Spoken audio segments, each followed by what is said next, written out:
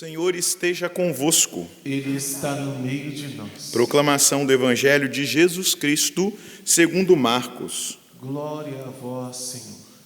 Naquele tempo, Jesus se manifestou aos 11 discípulos e disse-lhes: Ide pelo mundo inteiro e anunciai o Evangelho a toda criatura. Quem crer e for batizado será salvo, quem não crer será condenado. Os sinais que acompanharão aqueles que crerem serão estes: expulsarão demônios em meu nome, falarão novas línguas, se pegarem em serpentes ou beberem algum veneno mortal, não lhes fará mal algum. Quando impuserem as mãos sobre os doentes, eles ficarão curados. E depois de falar com os discípulos, o Senhor Jesus foi elevado ao céu e sentou-se à direita de Deus. Os discípulos então saíram e pregaram por toda parte. O Senhor os ajudava e confirmava a sua palavra por meio dos sinais que a acompanhavam. Palavra da salvação. Glória a vós, Senhor.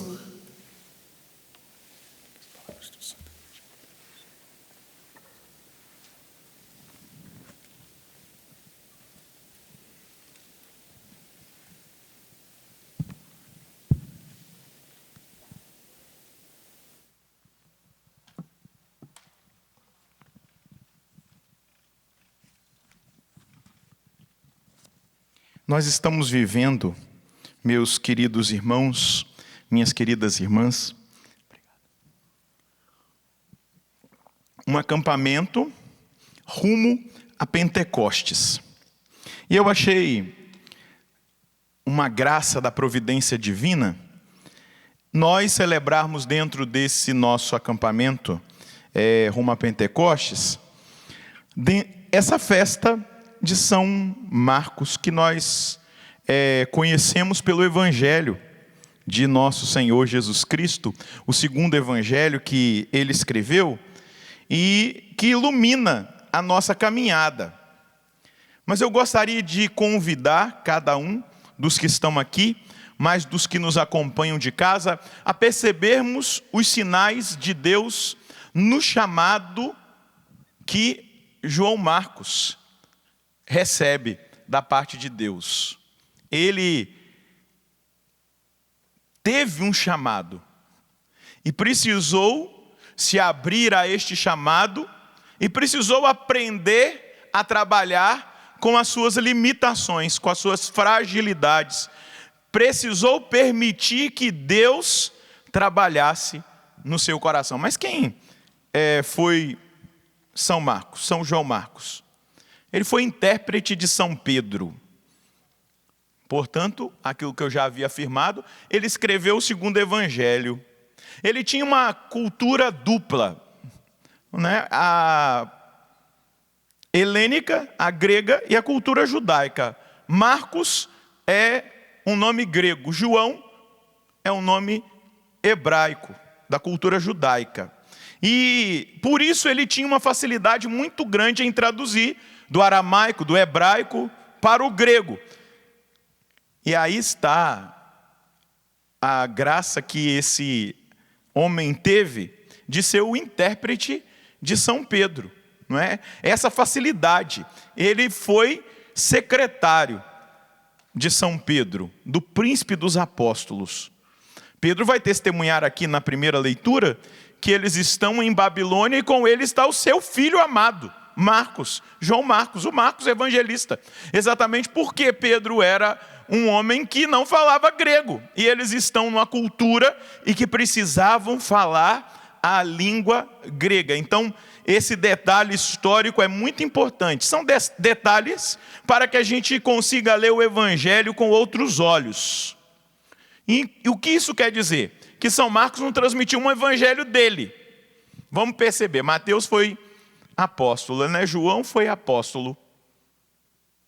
Lucas foi discípulo de Paulo, mas também historiador, foi pesquisar. E Marcos conviveu com o príncipe dos apóstolos, conviveu com São Pedro.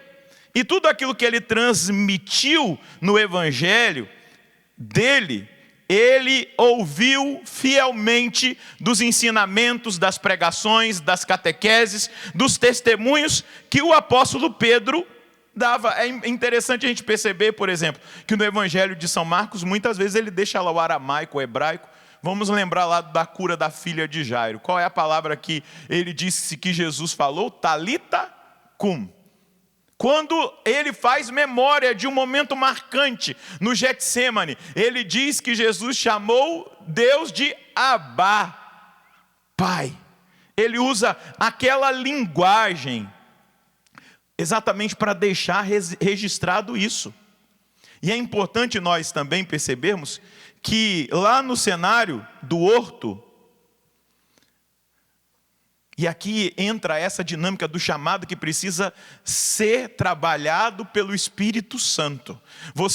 Nós que somos consagrados, nós que fomos chamados um dia pelo Senhor para doar a nossa vida na evangelização, você que está em casa, você que é batizado, que busca viver a sua fé, você precisa entender que existe um caminho de maturidade que nós precisamos fazer, e esse caminho de maturidade, ele atinge um auge tão grande que nós não temos mais dificuldades de revelar as nossas falhas, as nossas fraquezas, as nossas limitações. O Marcos, que escreve o Evangelho, ele vai lá no capítulo 14 do Evangelho, versículos 51 e 52, revelar algo dele próprio. Está contido um testemunho próprio de algo que ele viveu, e ele não tem vergonha de relatar, exatamente porque o Espírito Santo já o fez amadurecer espiritualmente, já trabalhou santificando a vida deste jovem, desse homem. Ele vai dizer assim, recordando algo que estava ali presente no coração dele, como gratidão de um imperfeito ser chamado para uma obra perfeita. Um jovem, vai dizer ele, o seguia. Jesus está sendo preso no Getsêmani para ir para condenar. Um jovem o seguia envolto num lençol sobre o corpo nu, e tentaram agarrá-lo.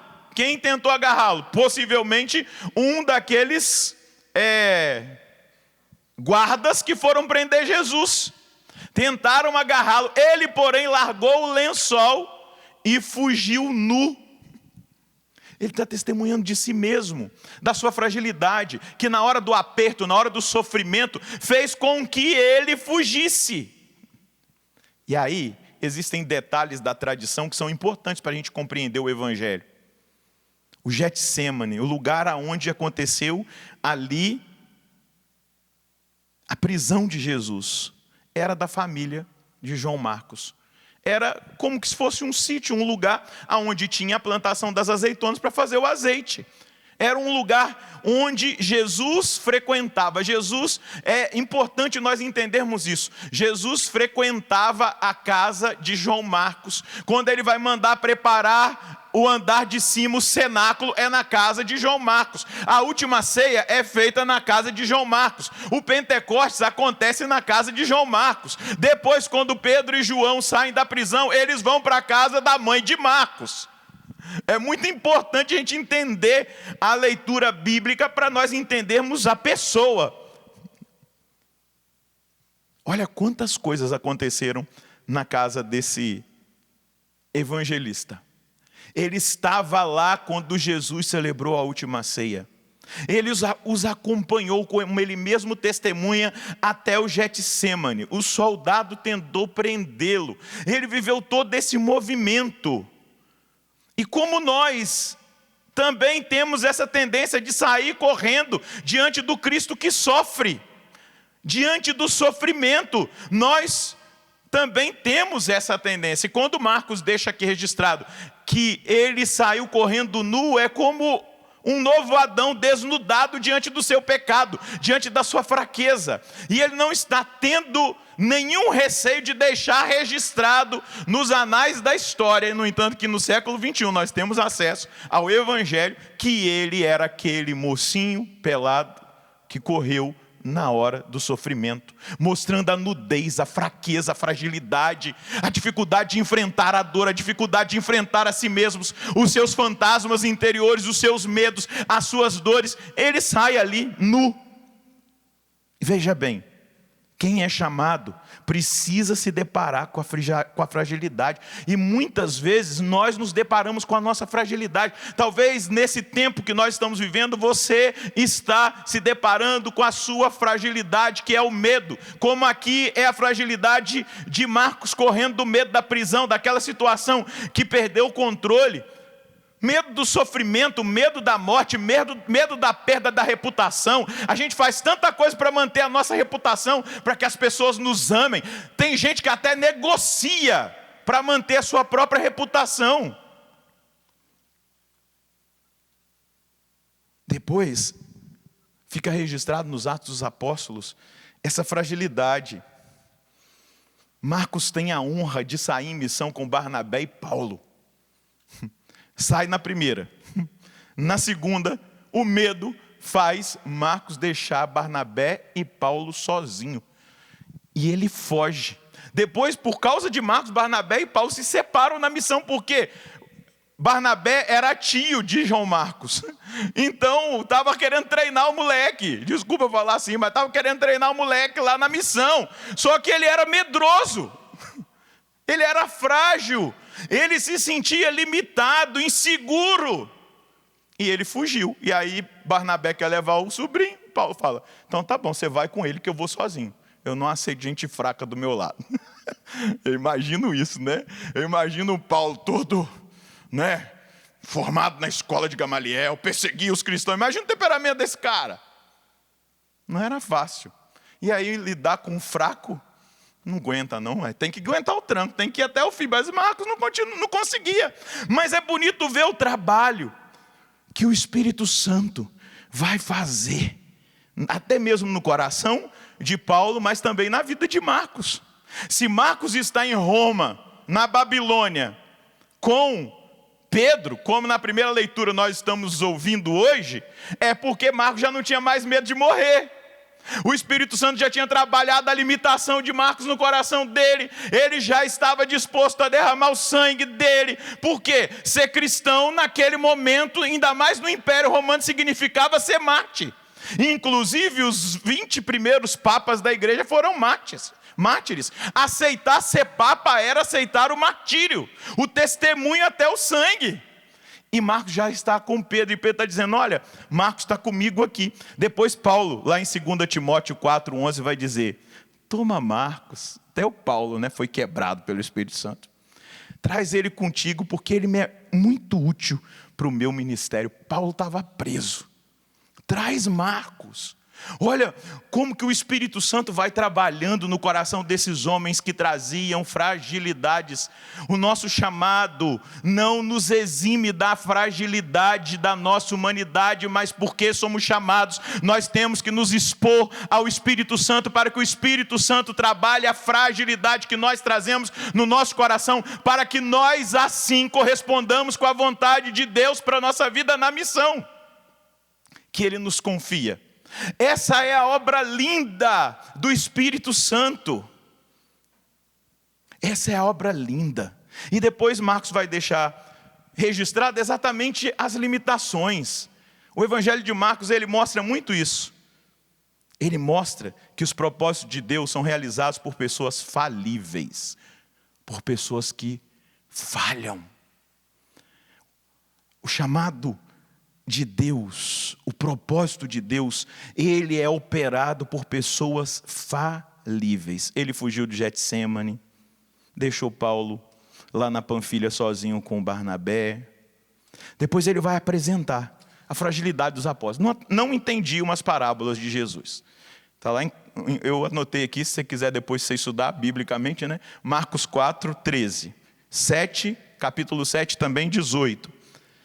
Não entendi umas declarações de Jesus. 10:10, Marcos 10:10. As suas predições sobre a sua morte iminente. Marcos 9:10 e 32. Depois, ele vai mostrar que eles falharam em entender o significado da sua obra poderosa.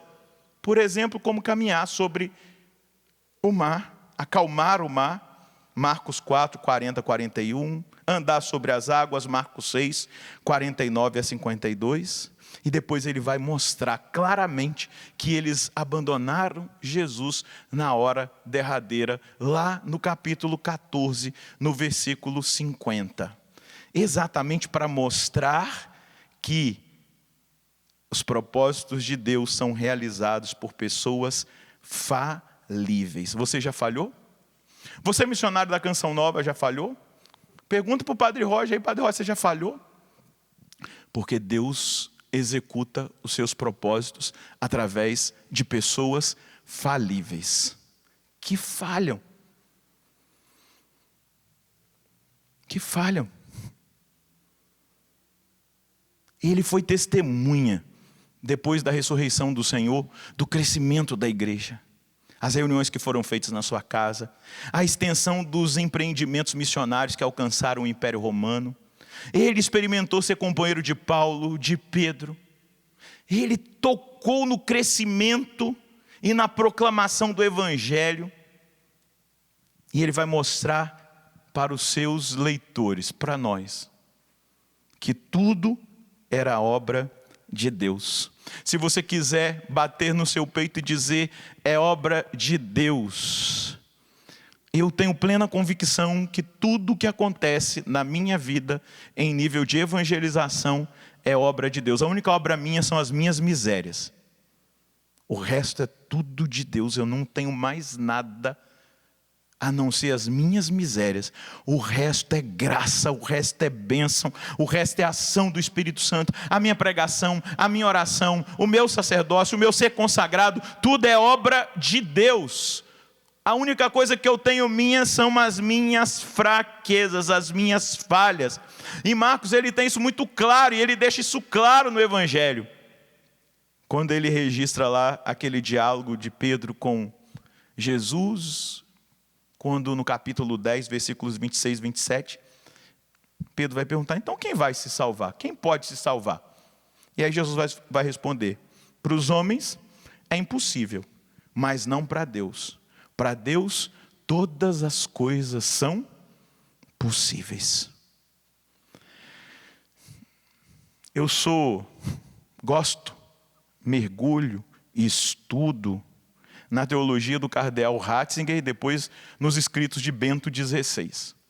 Mas sempre me impacta quando eu estava meditando para trazer para vocês a homilia dessa missa de São Marcos, evangelista.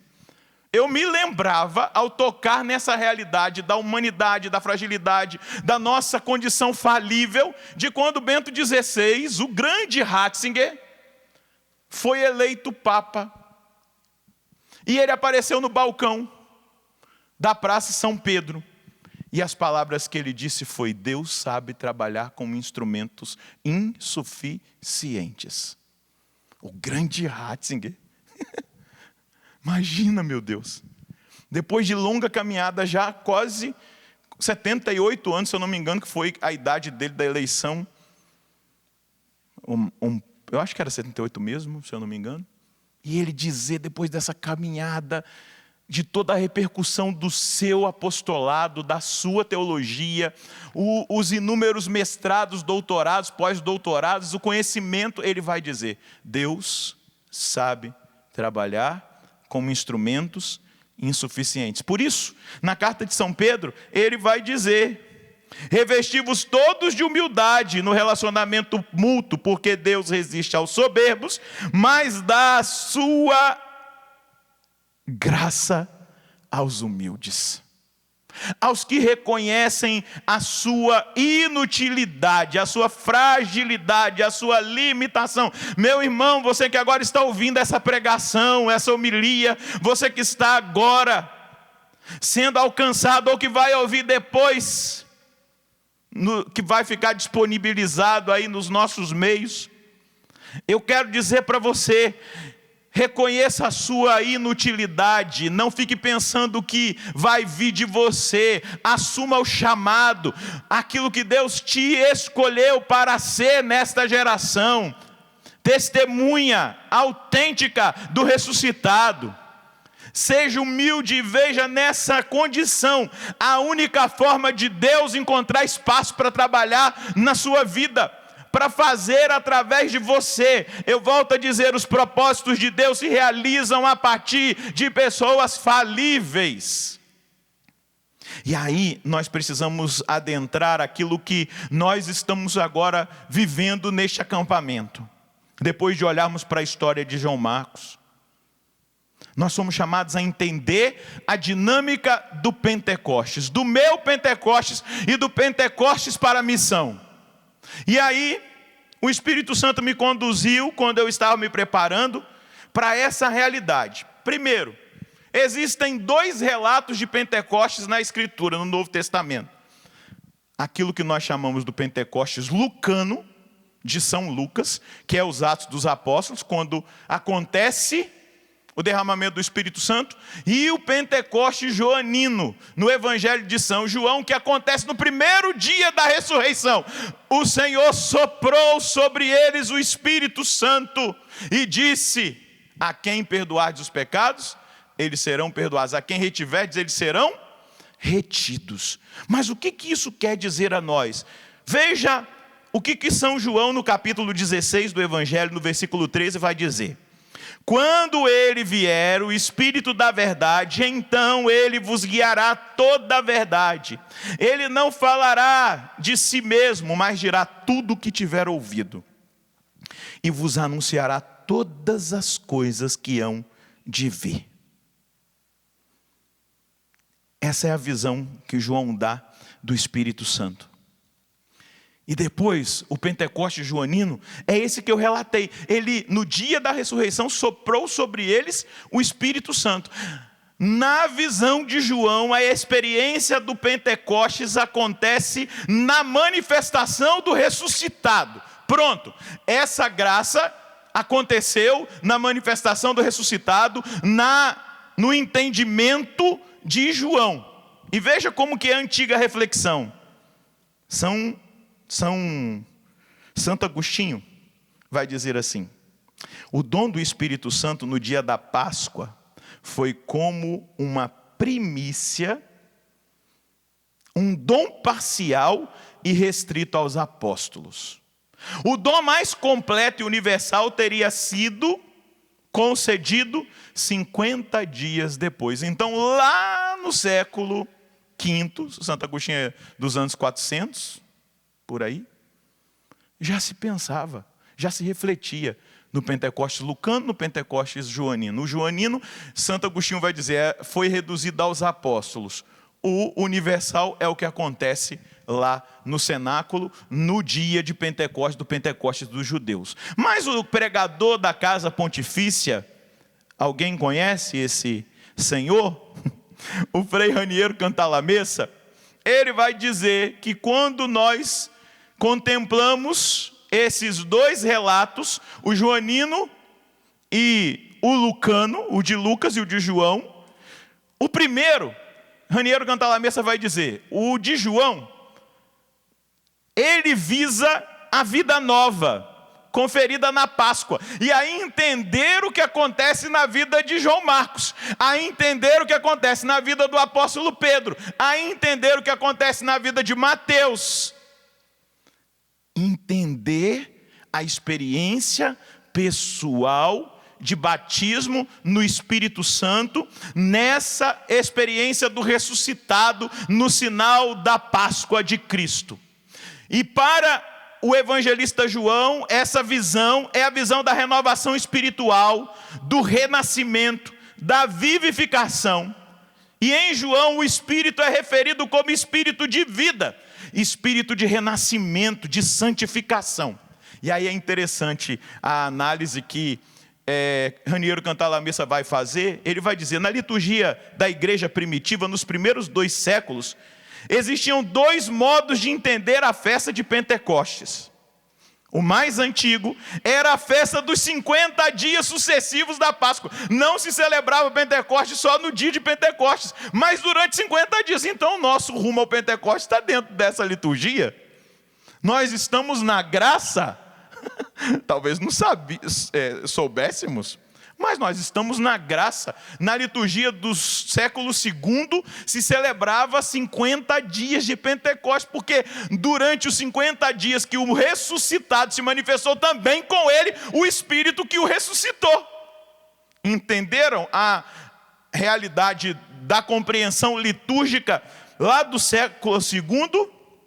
E depois se comemorava a presença espiritual, o segundo, de Jesus, ou melhor, o outro, comemorava-se o Pentecostes, a festa da descida do Espírito Santo, nos 50 dias depois da Páscoa. Então, nós podemos experimentar essa graça de um Pentecostes hoje.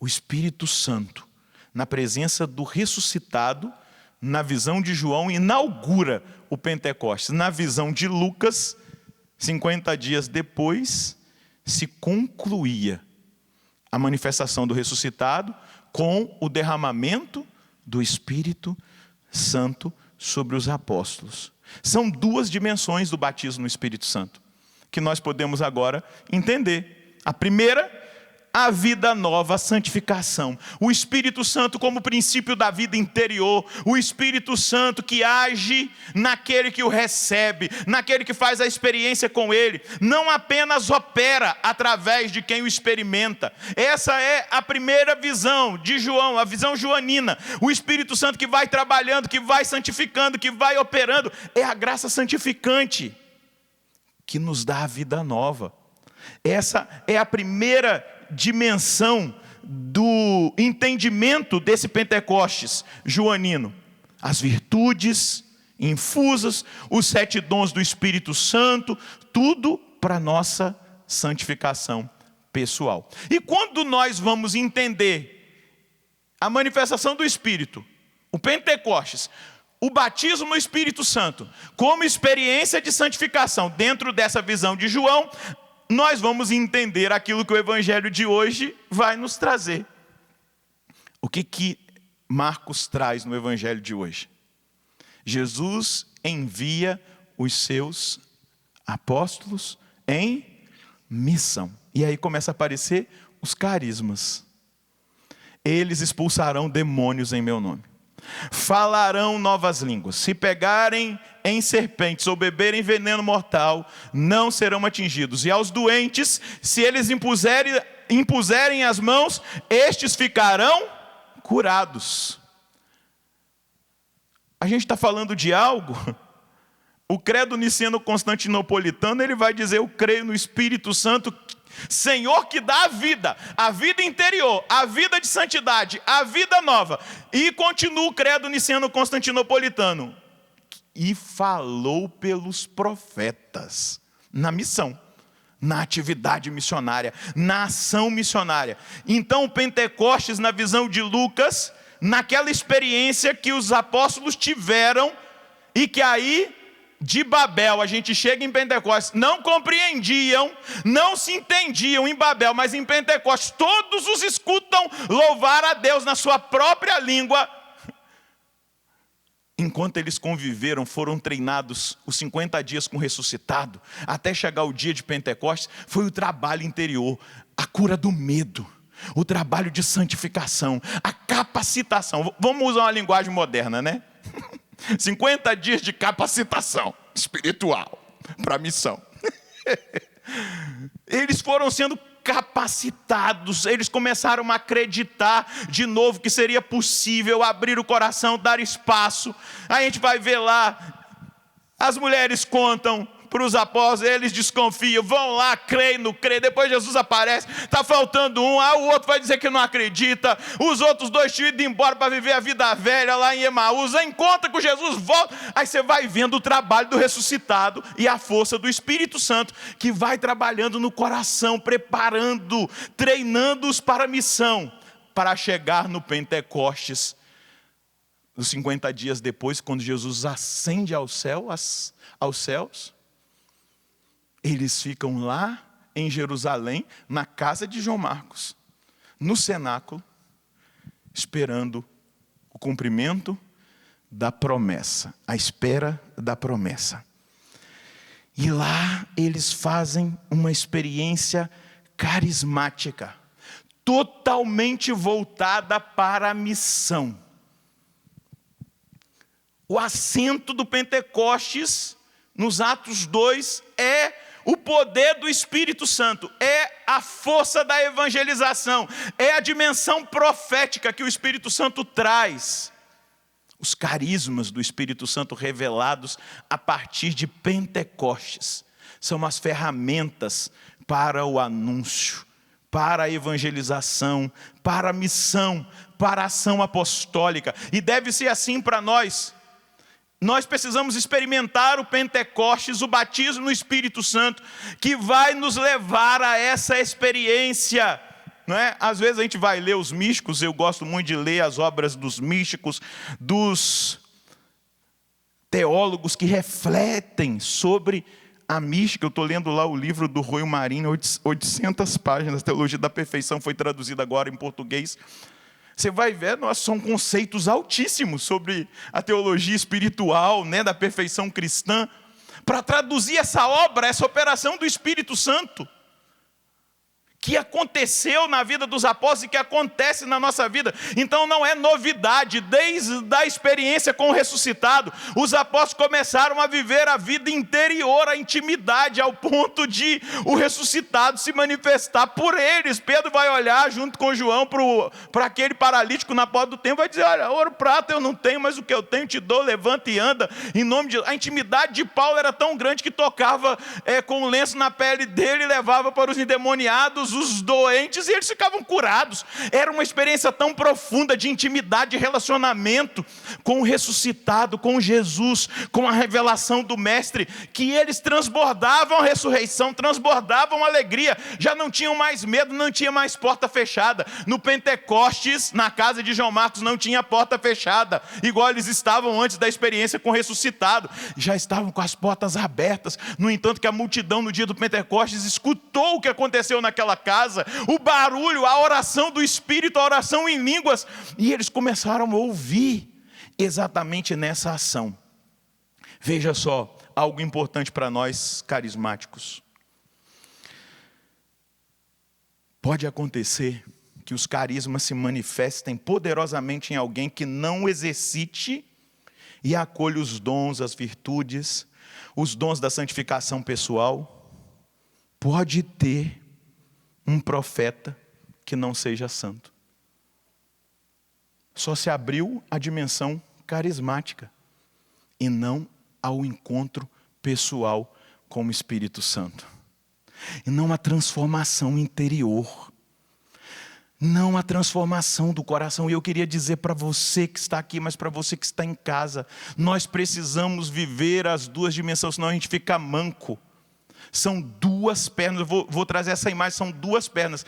Uma da experiência pessoal, da transformação interior, da conformidade a Cristo. A outra perna é a carismática, é da evangelização, que não só a Canção Nova é chamada, mas todos os cristãos são chamados a ser testemunhas de Jesus Cristo, a dar testemunho do Cristo. E a gente precisa dar sim, carismaticamente. Mas padre, o que você está dizendo, será que você não está ficando doido não? Um profeta pode não ser santo? Eu coloquei aqui na minha fitinha da minha Bíblia, 1 de Coríntios, capítulo 13, versículo 2. Se eu tivesse o dom da profecia, e se conhecesse todos os mistérios e toda a ciência, se eu tivesse toda a fé a ponto de remover montanhas, mas não tivesse amor, eu nada seria. Paulo traduziu aquilo que eu estou dizendo. Pode ter um profeta que não seja santo. É possível. Mas o que o Espírito Santo quer fazer nesse rumo a Pentecostes, em mim e você, é exatamente essa obra completa.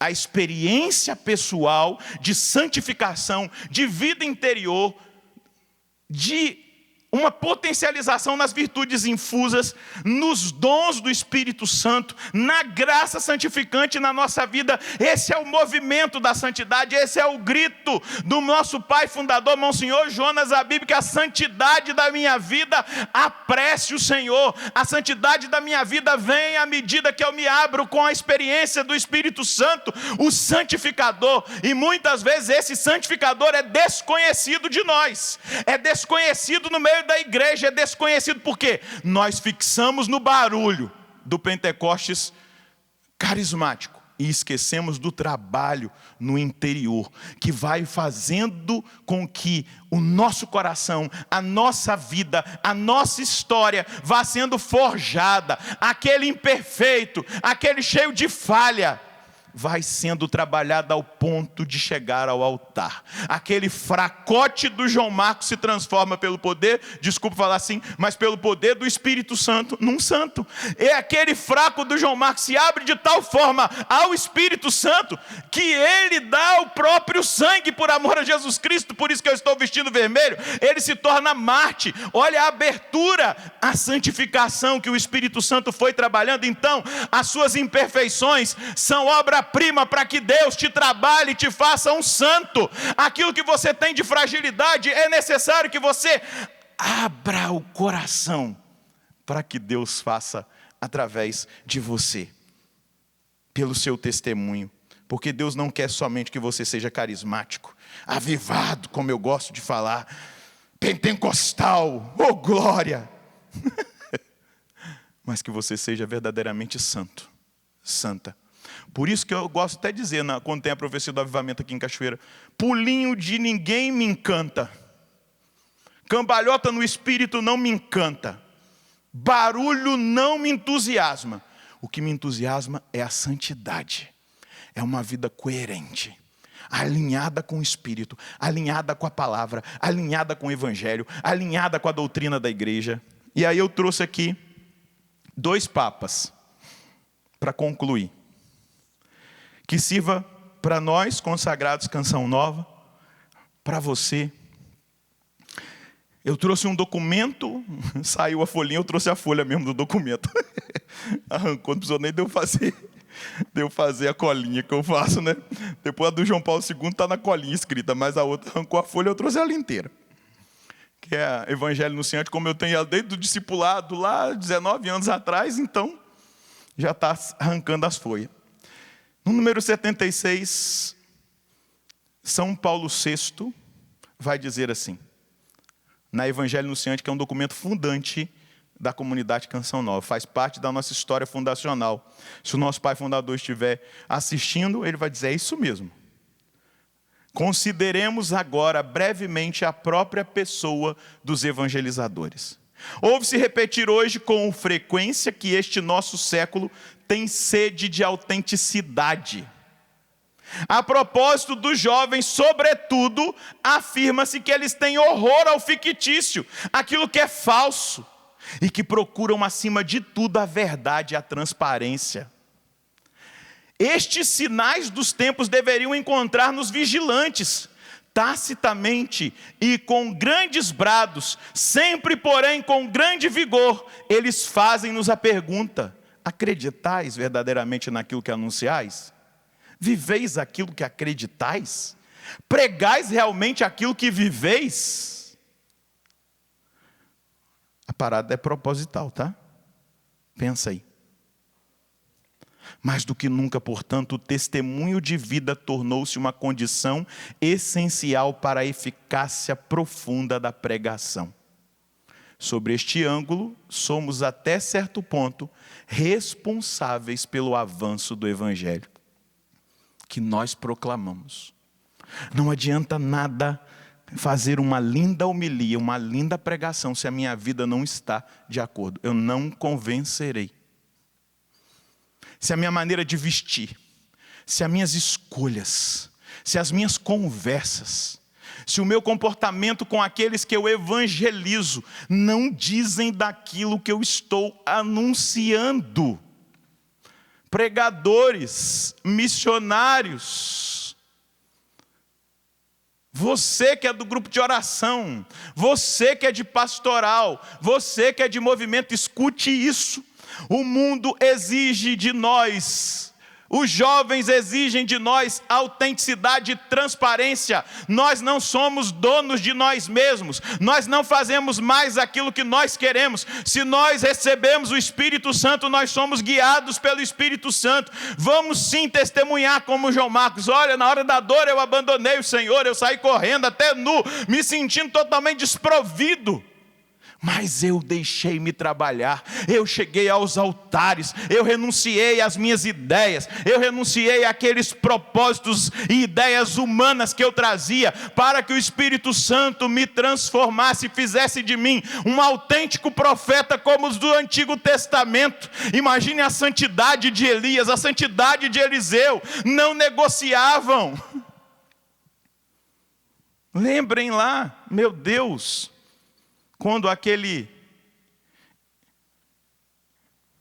etíope, eunuco, não, é o etíope mesmo que foi até Eliseu? É o eunuco, né? Aquele cara poderoso, leva ouro. Naamã, isso mesmo. Naamã, cheio de lepra, é avisado para ir até o profeta Eliseu. O profeta nem o atende, ele fala assim: mas que absurdo é esse? Queria comprar o poder, dar dinheiro, dar ouro, dar roupa, e depois o profeta falou: não quero nada disso, não preciso nada disso, a santidade. E aí o profeta vai, manda ele mergulhar 7 vezes no rio, ele mergulha, é curado, e aí o servo do profeta, que não tinha se deixado trabalhar, contemplando a santidade do profeta, vai lá e negocia e pega o dinheiro para si. E a gente sabe muito bem o que aconteceu com aquele rapaz. Nós precisamos nos deixar trabalhar. Agora eu vou para um outro santo, João Paulo II. Na Redemptoris Missio, no número 42, ele vai dizer: o homem contemporâneo acredita mais nas testemunhas do que nos mestres, mais na experiência do que na doutrina, mais na vida do que nos fatos, mais na vida e nos fatos do que nas teorias. O testemunho da vida cristã é a primeira e insubstituível forma de missão. Para fechar, tudo que eu já falei, entenda assim: o que São João Marcos, o que São Marcos experimentou na sua fragilidade, o trabalho do Espírito Santo, é o que nós precisamos experimentar. E depois a abertura aos carismas, como evangelizadores, como testemunhas, é o que nós precisamos viver. Mas primeiro, deixar que o santificador, o Espírito Santo, me trabalhe no meu Pentecostes pessoal, no meu Pentecostes de mudança de vida, de mudança de mentalidade. Se você talvez já viveu uma vida radical, uma vida autêntica, um testemunho autêntico de vida, mas você acabou se desviando, você acabou aceitando as ideias de outras pessoas, você entrou em grupos, em ideais que acabaram te desviando daquilo que era o propósito, aquele sonho de santidade, que era muito simples.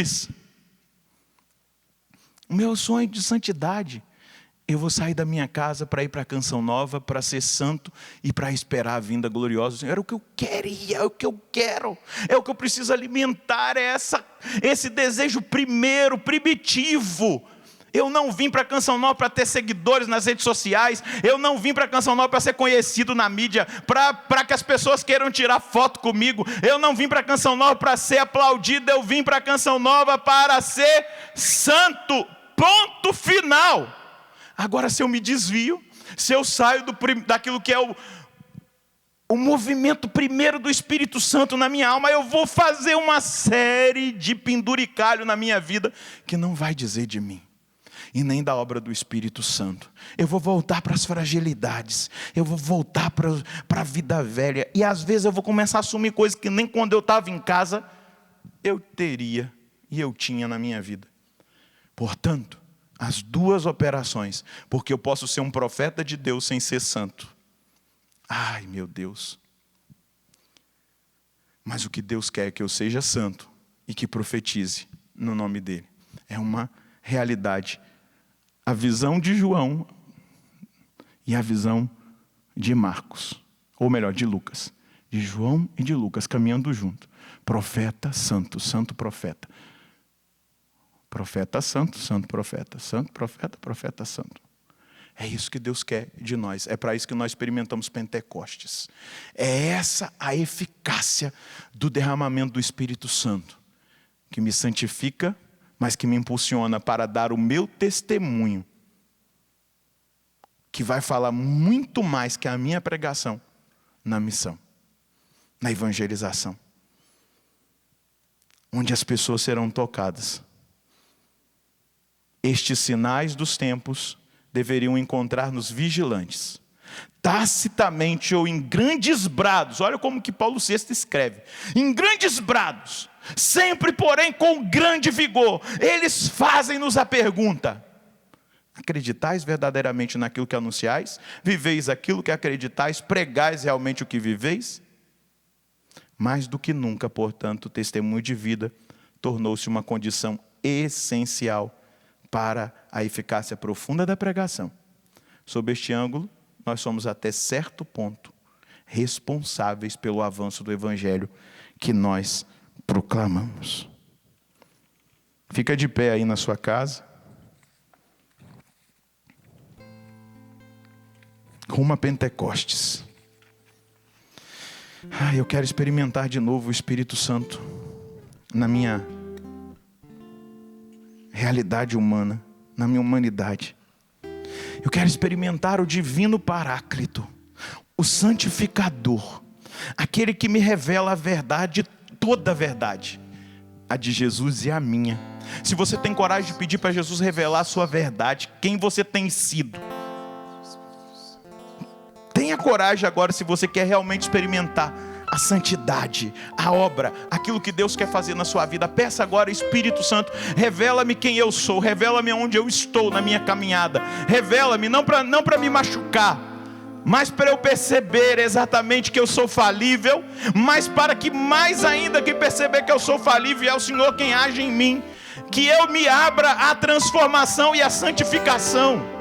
Que eu me abra, Espírito Santo, junto com os meus irmãos que agora estão rezando comigo de casa, os que estão aqui, para que eu me abra ao seu trabalho, à sua operação na minha vida interior, nessa força do estado de graça. Eu me abro agora, Espírito Santo, para a sua santificação na minha vida. Faz acontecer Pentecostes agora. Faz acontecer Pentecostes hoje na minha vida. Eu desejo esse Pentecostes gerador de santidade, que vai fazer com que as virtudes infusas possam ser cada vez mais potencializadas, fortalecidas: a fé, a esperança, a caridade, a prudência, a justiça, a fortaleza, a temperança. Trabalha na minha alma agora, Espírito Santo. Trabalha na minha alma, nos dons, nos 7 dons de santificação. Eu não quero ser somente evangelizador, pregador, profeta. Eu quero em primeiro lugar ser santo. Espírito Santo, vai dizendo isso para ele: eu quero ser santo, trabalha na minha vida. Eu sei que é um processo, Espírito Santo, eu sei que é uma caminhada de crescimento, mas hoje eu te dou espaço na minha vida. Hoje eu te dou espaço para fazer esse Pentecostes na visão profunda de São João acontecer na minha vida. Eu quero ter vida interior, eu quero ter intimidade, eu quero crescer em relacionamento, eu quero crescer na intimidade do secreto, de te buscar, de te encontrar todos os dias, de me relacionar, de ter uma vida espiritual profunda, enraizada em Cristo, na fé da igreja. Faz, Espírito Santo, agora na minha vida. Faz essa obra mística, faz essa obra, essa operação. Transforma-me por inteiro, Espírito Santo, nessa hora. Modela-me, Espírito Santo. Revela através de mim o Cristo, através das minhas atitudes, das minhas falas, dos meus olhares, dos meus pensamentos. Revela o Cristo através de mim, porque eu quero configurar-me a Ele, eu quero me conformar a Jesus. Então faz essa obra. Eu já sei que eu sou imagem, eu fui criado, o Pai criou-me olhando para Jesus, Espírito Santo, mas eu ainda não sou semelhança, eu ainda não me assemelho nas realidades, nas atitudes e naquilo que o Cristo Cristo é. Mas eu quero chegar naquele nível profundo em que Paulo disse: já não sou mais eu quem vivo, é Cristo que vive em mim. Eu vivo essa minha vida na carne, totalmente na fé, na morte de Cristo, na paixão de Cristo, no sacrifício de Cristo, na ressurreição de Cristo, na ação do Espírito Santo. Então opera agora, Espírito Santo. Opera agora, Espírito Santo, na minha alma. Opera agora na minha mente. Opera agora nos meus sentidos. Opera agora no meu físico. Opera agora em todo o meu ser. Espírito Santo de Deus, opera na minha vida. Vem, vem, Espírito Santo. Peça, peça, canta, suplica o dom do Espírito Santo nessa hora.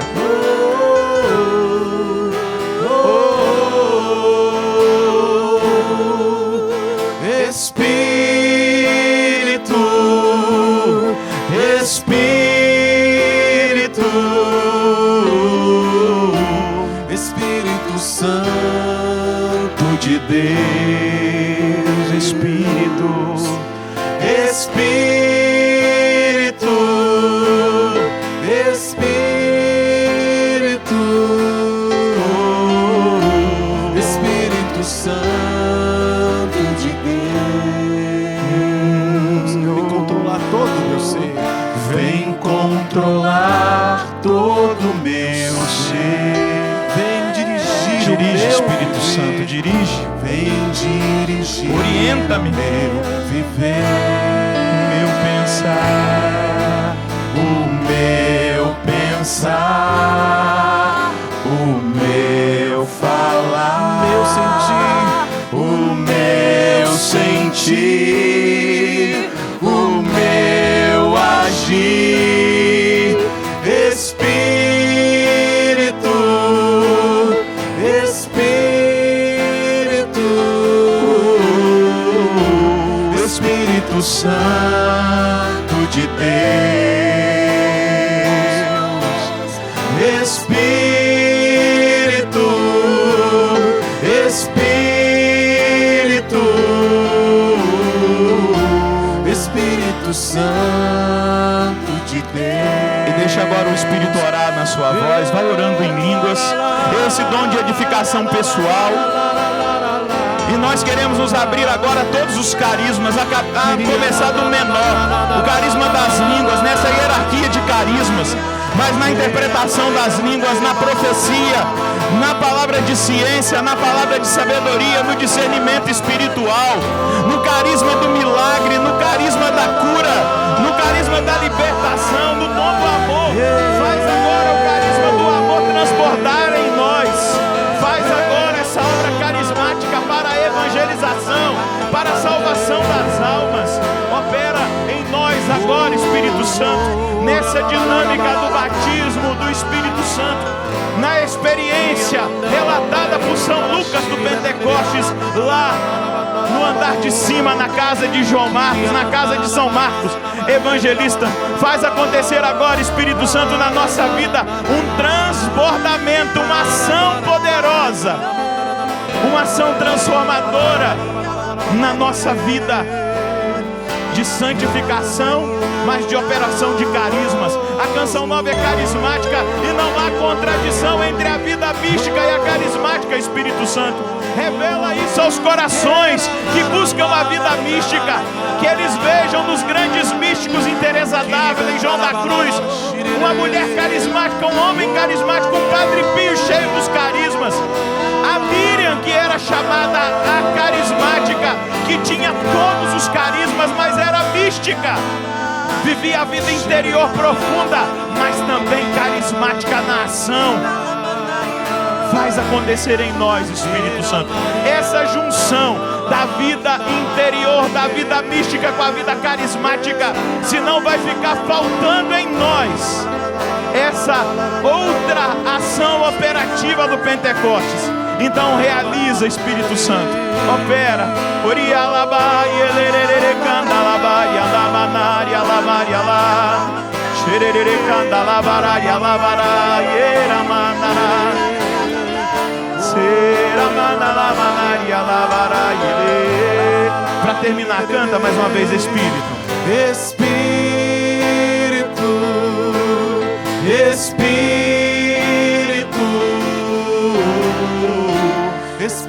Santo de Deus,